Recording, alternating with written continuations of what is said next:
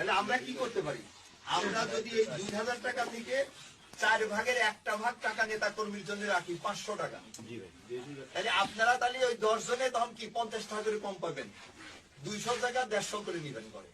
ওই 150 করে যে ঘরে নিয়ে যাবেন আর 50 টাকা করে যে দিয়ে দিলেন, তাতে কিন্তু আপনি সবাই যখন ওই পয়সাটা 2 টাকা 5 টাকা একটা চকলেট পাবে, একটা চুইংগাম পাবে, তখন কিন্তু তাদের একটা মনে কিন্তু একটা আনন্দ থাকবে যে শালার ওই 2000 টাকা তো আমার দলের জন্য 500 টাকা শালার দিচ্ছে। তাহলে কিন্তু খুশি হবে নেতা করবে, তখন আল্লাহও খুশি হবে। আর এই যে আপনি যে 150 টাকা ঘরে নিয়ে গেলেন, ওইটার কিন্তু শান্তিও থাকবে আলাদা, তখন আর ওইটাকে অভিশাপ দিবেন।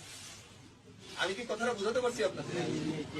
সেটা আমার কথা হাট বাজার, ওএমএস ডিলার হোক, খাদ্য বান্ধবের ডিলার হোক, ওই আপনার মাছ চাষ করাতে হোক, কোন টেন্ডারের থেকেও যে যেটা করবে, এটা কিন্তু স্পষ্ট মেসেজ আমাদের। কে কি করলো আমি জানি না, আমার দলের নেতা কর্মী যদি কেউ এটা না করে, ওই 90 জনের সাথে কিন্তু আমি ঘোষণা দিয়ে ওই 10 জনের বিরুদ্ধে নামবো।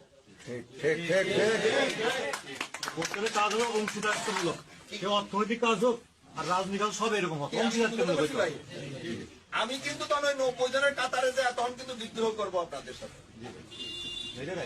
এই জন্য আমি, এবং আপনারা তখন সংখ্যায় কিন্তু পারবেন না আমাদের সাথে, কারণ আমরা তো 90 জন, আপনারা তো 10 জন।